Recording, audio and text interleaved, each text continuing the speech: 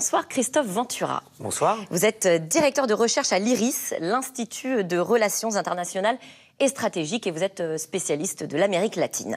La tension monte d'un cran au Venezuela. Après une semaine de crise politique majeure, le peuple est attendu demain dans la rue. Le président autoproclamé, Juan Guaidó, appelle à manifester. Son objectif, c'est de faire basculer l'armée, qu'elle lâche le président en exercice, le président élu, Nicolás Maduro. Alors Christophe Ventura, qu'est-ce qu'on peut attendre de cette manifestation?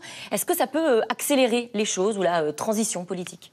Cette manifestation prévue, en fait, est la répétition générale d'une qui va être normalement la plus grosse du point de vue de Juan Guaidó et de l'opposition, qui se tiendra samedi, c'est-à-dire le jour où, disons, la date limite qui a été proposée par Emmanuel Macron et les Européens pour l'organisation d'élections tombera. Sinon, il y aura reconnaissance automatique de M. Guaidó, non plus simplement comme président de l'Assemblée nationale, seul pouvoir légitime dans, disons, la grammaire de l'Union européenne aujourd'hui, mais comme président par intérim, officiel. Voilà, donc président bis finalement du Venezuela. Et c'est samedi en fait que le point d'orgue va arriver. Et demain au Venezuela, ça va être un peu la répétition générale, puisque la mobilisation a pour but d'informer les gens, et en particulier les fonctionnaires, les forces de l'ordre et l'armée, de la proposition de loi d'amnistie que propose M. Guaidó comme moyen de rallier à lui, finalement, l'armée en particulier, qui aujourd'hui reste fidèle au gouvernement de M. Maduro. Alors, on sent bien que l'armée est l'objet de toutes les attentions. C'est impossible de diriger le pays sans soutien. D'autant moins qu'en fait, au Venezuela, il faut comprendre, et c'est d'ailleurs ça qui est l'acte fondateur de ce qu'on appelle la révolution bolivarienne, qui a été lancée par M. Hugo Chavez en 1998, il y a 20 ans. En fait, le pouvoir politique au Venezuela est un pouvoir dit civilo-militaire, c'est-à-dire un pouvoir qui est une alliance, en réalité, entre le civil et l'armée au sein de l'État vénézuélien. Donc en fait, l'armée est déjà au pouvoir, elle fait partie de ce pouvoir, et M. Maduro en est en fait la composante civile, on va dire. Et là, l'armée qui reste pour l'instant derrière Nicolás Maduro, c'est un vrai soutien ou c'est un soutien de façade ? Non, aujourd'hui, tout indique que c'est un réel soutien. Il y a eu des défections. Parce qu'on imagine que cette armée aussi, ces militaires ont des familles qui, elles aussi, font les frais d'une crise économique, de la famine, de conditions de vie très, très difficiles. Absolument. C'est d'ailleurs, je pense, que cherche à sonder M.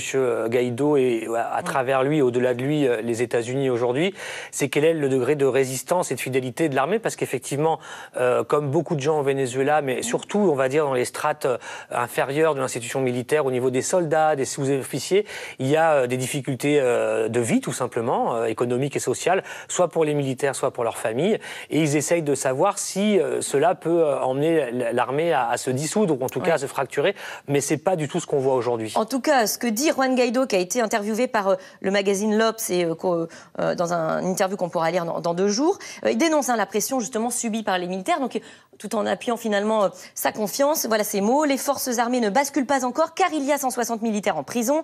27 officiers qui ont exprimé publiquement leur mécontentement et qui sont aujourd'hui torturés, et leurs familles qui subissent des pressions terribles. Oui, mais je crois que même les chiffres qu'il donne lui indiquent, on parle d'une armée qui est de plusieurs centaines de milliers de soldats au Venezuela. C'est pas significatif aujourd'hui en termes de fractures. Quel est le scénario le plus plausible? Est-ce que l'armée pourrait rallier Juan Guaidó? Aujourd'hui, je ne crois pas. Très franchement, il n'y a aucun, en tout cas, un élément qui le montre. C'est ce que va chercher Juan Guaidó et puis toute l'alliance internationale derrière lui.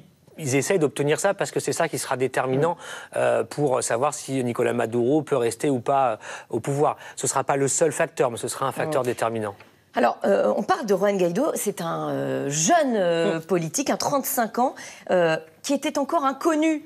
En tout cas de façon assez médiatique comme ça, il y a à peine 3 semaines. Il n'est pas passé par les urnes pour devenir président par intérim, et pourtant il est devenu légitime aux yeux de la population. Qu'est-ce qui explique cela? En tout cas, aux yeux de l'opposition au Venezuela, parce qu'il n'est pas légitime aux yeux de ceux qui soutiennent la révolution bolivarienne. Ils sont encore nombreux, on en reparlera. Et puis, il est légitimé par aussi, en fait, des pays étrangers, en fait, les États-Unis, les pays dits du groupe de Lima, qui regroupe 14 pays latino-américains avec le Canada, qui sont, en fait, depuis pas simplement quelques semaines, mais depuis août 2017, donc ça fait plus d'1 an et demi, qui sont en rupture avec Nicolás Maduro, qui considère que l'ordre constitutionnel est rompu au Venezuela et que M. Maduro n'est pas légitime. Donc en fait, c'est tous ces gens-là qui sont avec M. Guaido. Et donc, c'est vrai qu'au Venezuela... Il personnifie aussi une sorte de renouvellement de l'opposition. Absolument. Et un nouveau leadership, surtout, je dirais, parce que le problème de l'opposition, c'est que depuis 2017, justement, elle a largement perdu en popularité, mais surtout, elle s'est fragmentée. Elle est divisée sur la stratégie à avoir face au président. Et puis, certains de ses dirigeants ont été mis hors jeu aussi par Maduro. Et il a réussi, lui, finalement, à réunifier et à s'imposer comme leadership de l'opposition. Mais est-ce suffisant pour qu'il ait toute la population avec lui? C'est la question qui est posée aujourd'hui. Alors, en tout cas, vous parliez également du soutien des États-Unis. On voit que leur soutien est très important. Ils viennent d'ailleurs d'annoncer des sanctions à l'encontre de la compagnie nationale pétrolière vénézuélienne. Le pétrole, c'est très stratégique pour le pays. Ah bah c'est vital. Le pays, depuis le début du XXe siècle, c'est pas nouveau, vit exclusivement de l'industrie pétrolière, pétrochimique, un peu le gaz, mais surtout le pétrole. C'est 95% des devises qui rentrent dans le pays sont directement indexées sur les exportations de barils de pétrole. Est-ce qu'on peut imaginer une intervention militaire des États-Unis? Je pose cette question parce qu'il y a eu des rumeurs autour de cela. Écoutez, jusqu'à aujourd'hui, je vous aurais plutôt dit que non. Je pensais que c'était prématuré. Simplement, on a vu M. Bolton faire une conférence de presse. Le conseiller national de la sécurité aux États-Unis. De M. Trump, annoncer à la fois des sanctions très alourdies financières contre le Venezuela et puis, dans une geste tout à fait théâtrale, mais tout à fait communicationnelle, il avait avec lui un petit bloc-notes sur lequel il était écrit qu'il y avait 5000 soldats en Colombie. Donc ça fait partie des scénarios qu'on ne doit plus du tout exclure. Quelle forme prendrait cette intervention? Je ne crois pas, moi, au scénario d'une invasion par l'armée américaine, mais il peut y avoir tout un tas de combinaisons possibles avec des pays frontaliers comme la Colombie. Il peut y avoir tout ce qui se passe avec, je ne sais pas moi, les drones, l'aérien, enfin les frappes. Tout ça est tout à fait possible, mais je pense que c'est un peu prématuré. Mais c'est un scénario qu'on ne pourra plus exclure à mesure que l'escalade vers la confrontation, la déflagration sous forme de guerre civile du pays avancera. Et malheureusement, c'est ce scénario qui tient la corde. Au quotidien, que vivent les Vénézuéliens? On parle de ravages, de la crise économique, qui explique aussi ce pourquoi une partie de la population se soulève aujourd'hui. Oui. Alors, le Venezuela vit une crise économique qui est très grave, et cela depuis maintenant 2013-2014. Donc, il y a 5 ans de crise très importante qui se traduit pour la population par un effondrement de ses moyens de vivre. Absolument. La monnaie quasiment n'existe plus, puisque quand vous avez une inflation qui est calculée à 13 millions de %... C'est ça, le FMI parle d'hyperinflation. Oui, ça veut dire, pour que les gens comprennent, que le 1er janvier 2018, par exemple, vous achetiez un bien qui valait 1000, eh bien, le 31 décembre, il vaut 13 millions. Voilà ce que ça veut dire. Et donc, votre salaire ne suit pas.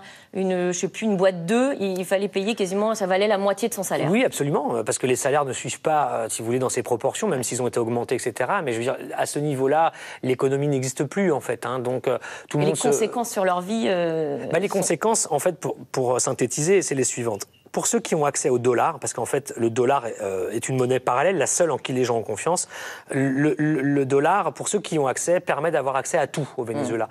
Vraiment à tout, des hôtels de luxe jusqu'à la nourriture, enfin tout ce que vous voulez.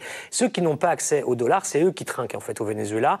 Mais le gouvernement, en tout cas pour ses bases sociales, a mis en place un système pour compenser la situation, en leur donnant directement en quelque sorte un panier de la ménagère, qui fait que quelque part, c'est pas encore complètement l'explosion, mais les vrais problèmes aujourd'hui semblent être par exemple sur la question des médicaments. Dans les hôpitaux, c'est là où les problèmes sont les plus graves.